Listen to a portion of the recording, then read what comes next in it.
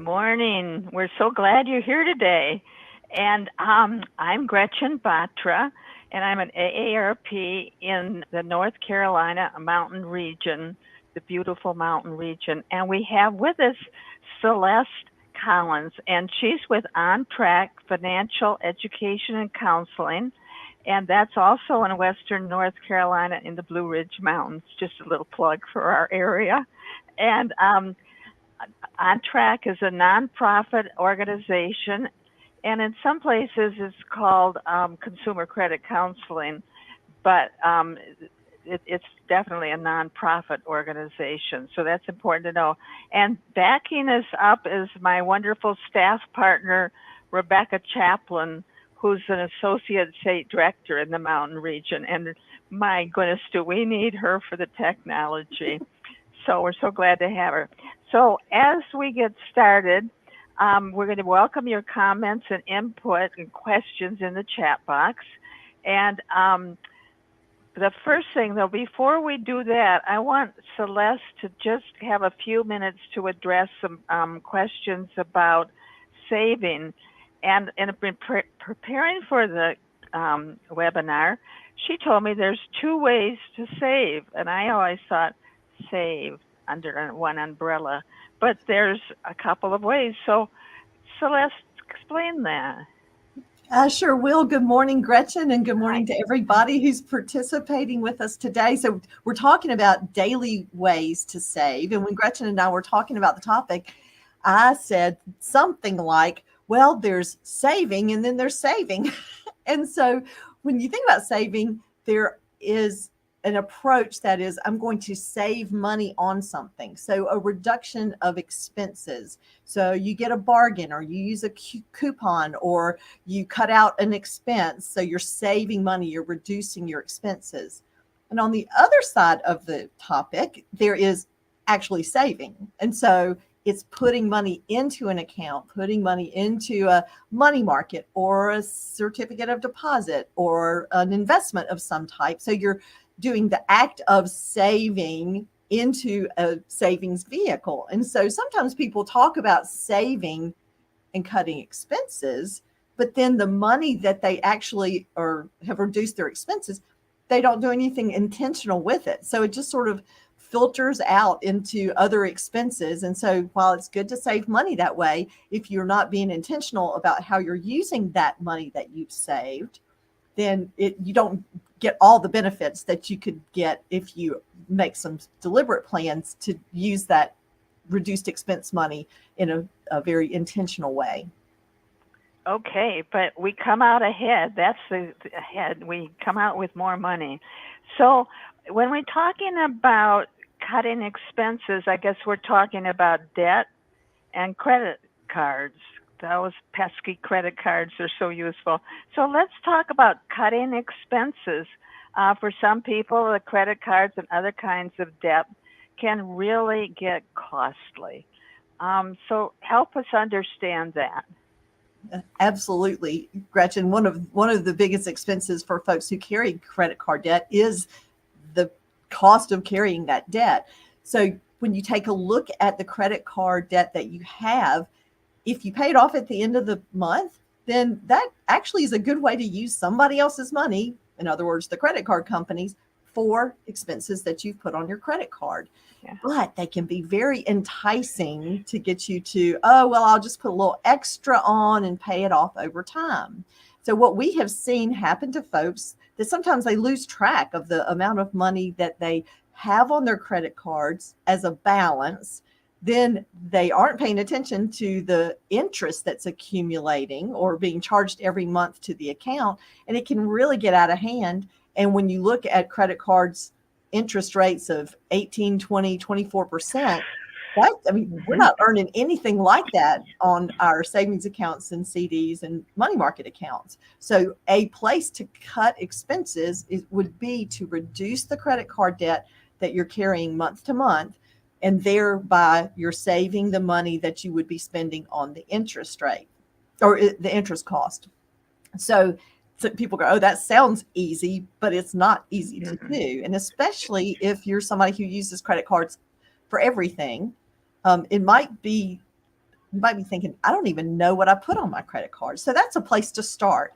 Take a look at the expenses that you're putting on your credit cards and get to a place where you're not adding to that credit card debt. And then your payments will start decreasing the balance instead of just revolving. It's called revolving credit for a reason.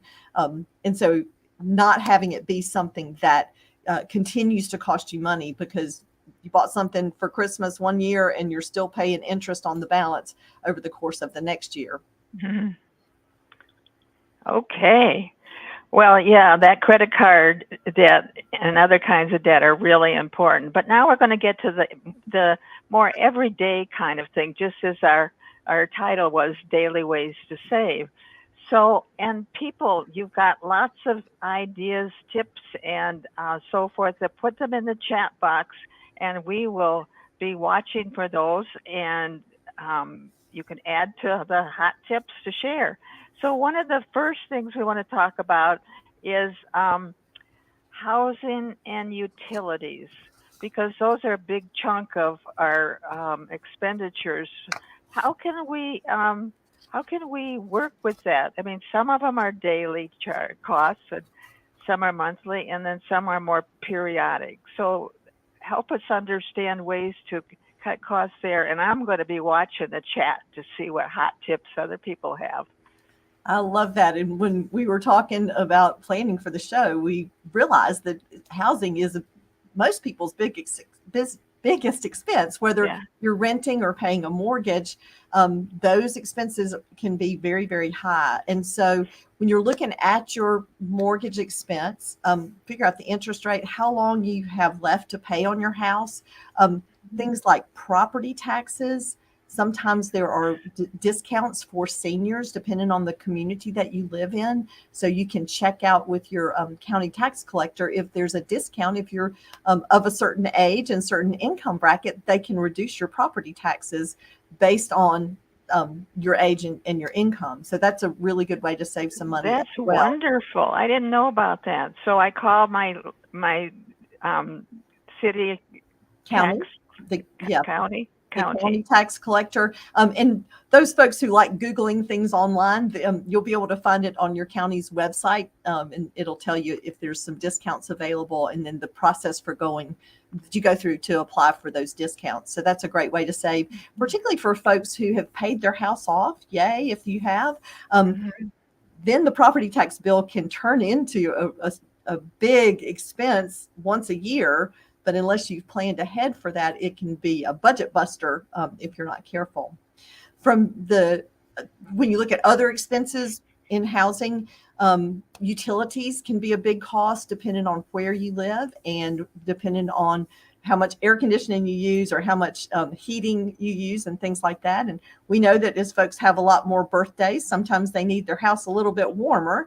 And so some of the things you can do to reduce your utility expenses. And my husband teases me about this all the time, but in the winter, keeping your thermostat low and then have some blankets, have some lap robes, things like that. Wear enough clothes. Wear a hat. I've heard a lot of our body heat goes out through our head. Wear a hat. Yes. And you might think, I don't want to sit around my house all layered up like that. But if it can help you save money and just get snugly down in your sofa, and it's not a bad way to spend an evening. So looking at the thermostat, how you have that set, and then of course in the summertime it turns on the other side is your air conditioning, and so fans can be a real good help to circulate the air, and it makes things feel more cool than stagnant air. So that's a way that maybe not using so much electricity, but having air circulating in your home. Insulation is a really important thing, both in the summer and the winter. The better insulated your house is, the more you'll save on your utility expenses. Many communities have groups that will come out and do an energy efficiency assessment for you, and they can let you know, okay, here's a place where you're losing some air, particularly like around lights, fixtures, and windows and things like that, and they can help you. I mean, just maybe even something as easy as a $10 tube of caulk to be able to close up some of those places where air is leaking out, and that when the air leaks out, it increases your utility expenses. Yeah. Well, what about in housing? One of the things I've heard, if let's say you own your house and maybe you have um, extra space in your house, what could you do with that? Oh, perhaps you might like to do some house sharing or get a roommate. That can be a great opportunity to help someone else too who needs to find economical housing, and also Hmm. help you split your bills. So the house payment, if you still have a house payment, if you don't, you could actually make a little money on whoever is renting from you, and decide if the person is going to have an all-inclusive rent payment, which would include the utilities, or whether those expenses would be um, broken down in half as well. But renters, roommates can really help reduce those expenses if you have the space. Yeah. When I used to live near a college, I would rent to students, and sometimes they'd actually help me with things like something in the garden or fixing something. So that's not a given, but I'd say if possible go online and check this out. Also check out what you should do in terms of interviewing somebody, and to be sure that you're clear of what you want and so forth. But boy, is that a great way to really get a chunk of money. What other kinds of things? We haven't heard from anybody in the chat. We're looking for you to pop in and give us some ideas about what you've done. What are some of the other things we can do? I was thinking from a utility standpoint too, Gretchen, is changing out your lights and your light fixtures, Mm, the CFL bulbs and LED and things like that. Just looking at things that could be more efficient for the electricity that you are using. That's a great way to save some money. So I would suggest people take a look at which fixtures they have and what can accommodate some of the CFL bulbs, because that will save some money for sure. yeah, apparently it saves a lot from what I've read. Yeah, Yeah. yeah. Sometimes they're not bright enough, or you might have to use a more traditional bulb for reading or something. But yeah, it's incredible what you could save. Well, let's move on to groceries. Oh boy, um, we've certainly seen groceries become extremely expensive. The percentages is somewhere between 12 and 18%, depending what you're buying. I have one thing I always watch at the grocery store. It's a can of soup, and it used to be 98 cents. And then recently it was $2.18. Now it's down to $1.98, but it's still really expensive. That So is what very about groceries? What can we do? well. Groceries, I mean, next to housing, a lot of times the food that we eat in the course of a month is our next biggest expenses. It sort of depends on whether you still have kids that are dependent on you or not. Um, but so food can be a very expensive part of our groceries. A really good way to save money on food is to plan ahead. So creating the list of the things that you need, and then experiment with generic brands, Mhm. because you were mentioning soup, Gretchen. If you check out the name brands on soup and then compare them to the store brands, there's often a big difference in the cost. And if you try the generic brand and it's just as good as a brand name, you can save some money. And so give yourself permission to try it. You don't have to necessarily use the generic brand if there's something about it that you don't like, but try it. Vegetables, if you do canned vegetables or frozen vegetables, the generic brands are often a lot less expensive. And so I encourage people to consider that. An age old tip is don't shop hungry. And I don't always follow that, but I have noticed that when I shop and I'm hungry, there are those impulse buys. There are things that I think, oh my goodness, I just want a bowl of Frosted Flakes. I'm going to get me some Frosted Flakes. And so just things that I would not think about buying otherwise, just jump in my cart because I'm just enough hungry to think, okay, I really would like to have that. Shop the sales. Most grocery Mhm. stores have a day that is a good day to shop sales. And so if you're a meat eater, there are going to be times when the chicken's on sale. There's going to be times when the fish is on sale. And so shopping those kinds of things, and some of the stuff you can get on sale and put in your freezer. Just be sure and label it and know about when it is that you need to build it into your menu. And so that's a great way to stock up on some things that are on sale that are part of your routine diet. So that's a really good idea as well. I have some friends who are really good at looking at the sales and then planning their menu based on what's on sale that week. And so then adding the things around the edges, the sides and things like that based on the type of entree that is on sale that week. Some people have a once a week shop your pantry. I just love that idea. I think, Yeah. and so it's like, okay, I'm going to find something that's been in my pantry that probably needs to get eaten. Maybe it's rice and beans. Maybe it's just something, an old can of soup or something like that. Not so old that it's expired, but something that you don't want to expire, and just see what you got.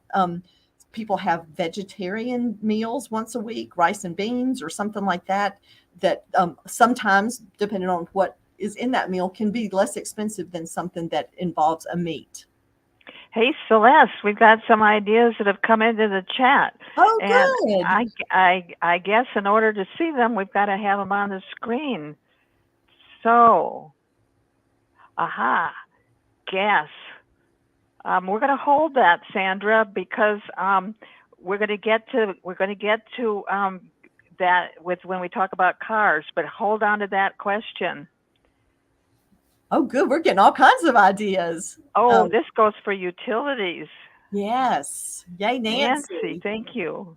Can everybody see those, Gretchen, or do we need to read those out loud? I think they're online. I mean, I think they're visible, but so put up a clothesline and hang, even in the house, and hang your clothes to dry rather than running the dryer, because any heating device uses more electricity. Well, in thinking about hanging your clothes inside, especially during the winter when humidity helps air feel better, that's a great way to kind of two things. You're saving the electricity on the dryer, and you're also increasing the humidity in your house, which can help with the temperature. Exactly. I want to just kind of clue people in. The way we're going to go here is we just worked on groceries. Then we're going to talk about eating out, followed by clothes, and then cars and transportation, entertainment, and banking fees. So you can kind of see where you pop your questions is. And so we try not to hopscotch around too much. But anyway, I love that thing about dry your clothes inside, because you get the humidity. So that applies to utilities too. Definitely. Okay. And Sandra shared a tip about buying seasonally. So I love that, especially if you're in a place that has local farmers markets or produce stands and things like that. You can get some really great produce and seasonal vegetables, things like that, and support the local farmers in your area too. So thank you, Sandra, for that idea. Yeah, great. Thank you. Okay. So let's see if we exhausted everything we can think about in terms of groceries. Oh, the grocery stores where I shop, the sales on for the whole week. So, and then they have some that are on for the whole month. So check out everything. And if you have more than one grocery store, compare the grocery stores. I mean, don't use a lot of gas running all over the place, but my grocery stores, we got 4 right within like 6 blocks. Oh, that's great. Another idea, Gretchen, some grocery stores and pharmacies and things like that offer senior discount days. So depending on how many birthdays you've had, sometimes you can go and get more off. Some of the grocery stores have the most valuable shopper, cards that you accumulate points, and sometimes they'll have double points days that offset gas cost and things like that. So being strategic can be fun when you're thinking, okay, well, I'm going to take advantage of this sale at this store and get this discount and get some points towards my gas. So it can really add up if you're paying attention to things that you're buying at the grocery store and where you shop. Right. Our technology expert, Rebecca, just said that everybody can see the comments when we put them on. She puts them on the screen. Yeah, right. Well, let's talk about related to food is entertainment and our specifically, let's look up eating out. Now, when I was a kid, we ate out maybe once every other month or so. I mean, we did not eat out. But the times have changed. So how can we cut costs around eating out? Well, there are a lot of different strategies. My favorite place to start is decide what's reasonable in your budget for how often you want to eat out. And so, depending on how much money you have coming in and your other expenses, you might say, okay, I'm going to let myself eat out once a week, once a month, maybe more often than that. I have heard folks who are single, for whatever reason, say things like, oh, it's less expensive for me to eat out than it is to cook at home.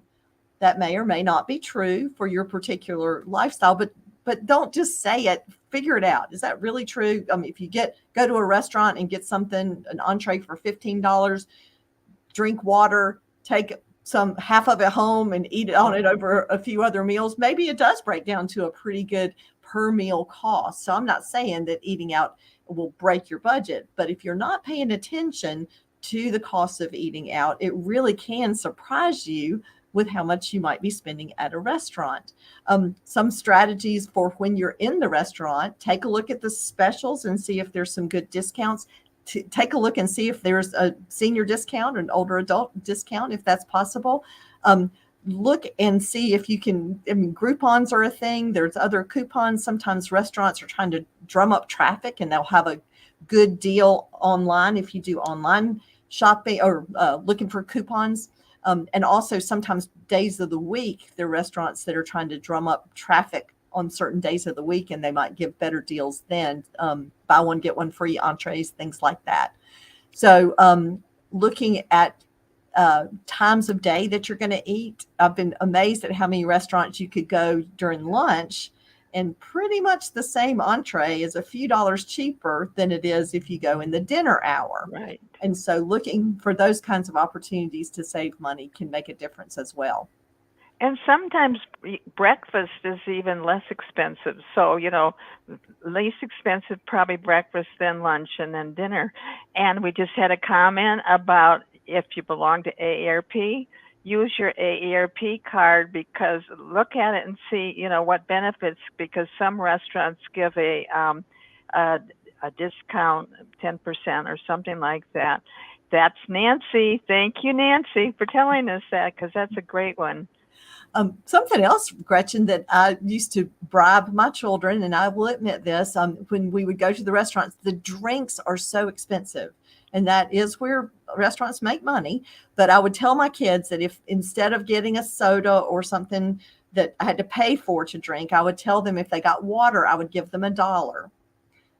And so, yes, I would bribe them. And after they got a little bit older, my son said, "Wait a minute, Mom, the drinks are $1.50. So you're only giving us $1." I'm like, "Yes, that's correct." So I'm not saying, it might work with your spouse or something like that if you go out with someone else and or paying for the bill. But anyway, I always like drinking water anyway, and so that's a way to save money. But when you're tipping, be sure that you include what a drink would have cost when you're taking care of the tip for your server. Right, exactly. Yeah, because boy, servers, they make so little. So in most places, yeah.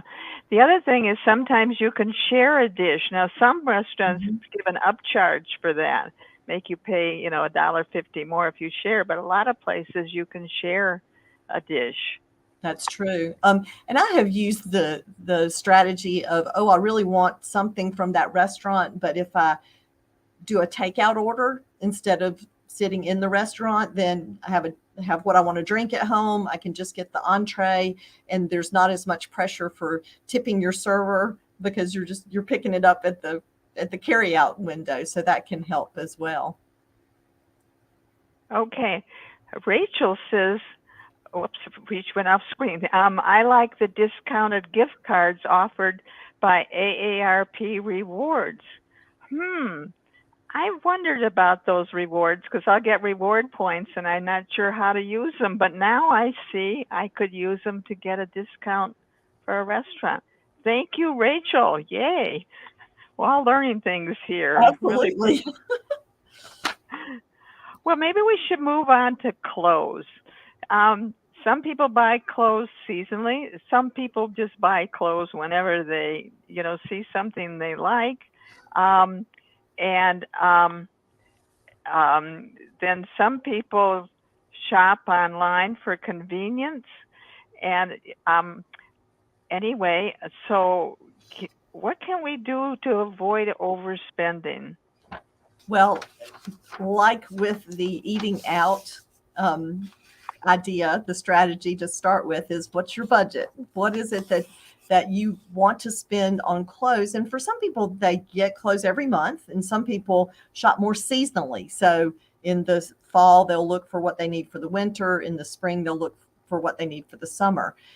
If you can accelerate that a little bit, and in the fall time, look at what's on sale from the summer and replenish your wardrobe at the end of the season for the next season that comes around, you can get some really good deals as retailers are trying to get rid of their summer fashion to make room for the fall and winter. And then in the spring, get rid of their fall and winter fashion for getting ready for the spring and summer fashion. So looking for discounts and knowing ahead what it is that you need. Figure out what prompts you to shop. If you're someone who enjoys shopping, see if you're doing needs-based shopping or just retail therapy. You probably heard that expression before. It's like, oh, I'm frustrated, I want to go out and buy something. Oh, I'm sad, I want to go out and buy something.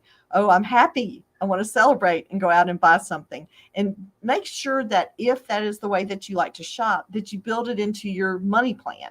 I'm not saying it's bad. I'm just saying don't let yourself get ahead of what you can afford by spending money that you don't have.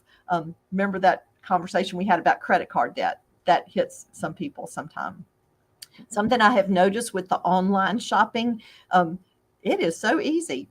You can you can have your phone or your laptop or your desktop computer, and you can spend a lot of money fast without even getting out of your chair. So one of the things to catch yourself as you're doing online shopping is taking a deep breath, walk away, walk around the house. Make sure that the purchase, that you're not just getting sucked into the buy online kind of opportunity. I love the Sandra's got a tip here. Never buy without first looking for promo codes. That is great, Sandra. Retail Me Not is fantastic. Hip to Save, that's a new one for me. And you can even do it while you're standing in the line at the store. You can shop if you have a smartphone. You can look on your smartphone and see if there's an active coupon for that particular retail. Thank you, Sandra, for that tip. Wow. Celeste, I just got to renegotiate with our technology backup here because I think we decided we were going to need to go over half an hour. So I want to know if that's okay with our technology expert here. Anyway, we'll just keep going until she pulls us off the screen. Time. Yeah, when we met, we were like, "Oh goodness, this could be 45 minutes, and we might even need a second seminar to cover all of our tips." It looked like she said she needs to leave to get to a meeting. Well, we'll have to schedule part 2 then. Oh, here we go. Rachel buys clothes in thrift stores, and Goodwill has a $1 Monday. That's great. Well, so if we need to wrap up, Gretchen, we'll have to plan part 2 where we'll get to some of our other topics like entertainment and things like that. And also pets and golly, there was another thing we went. Oh, and gift giving. So listen, people, we're going to be back. We don't know exactly when, but it'll be. We usually schedule these on Wednesday at 10:30. So we'll come back and keep going because there's so much, and we hope all of you can come back. And Rebecca says here, shall we go for next week? Oh, check your calendar quick. Celeste, can you do this next week at 10:30? Let me see. Oh, good news, I can. I The can 50th. too. I Okay. can too. So we'll have part 2 next Wednesday at 10:30. Yay. And Rebecca, do they need to re-register again? Let me see what she says.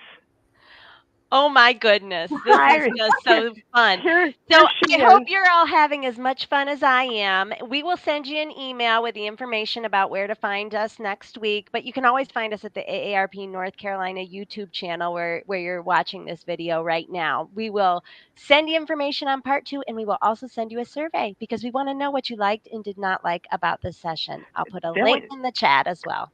And we can maybe fix it for next week if That's you've got right. things to help us. So, all right, guys, we've got a plan, and thank you. We're having lots of fun here. We've got lots more to go, and I know you all have lots of suggestions. So, thank you, thank you. See you next week, 10:30. Bye, everybody. Bye.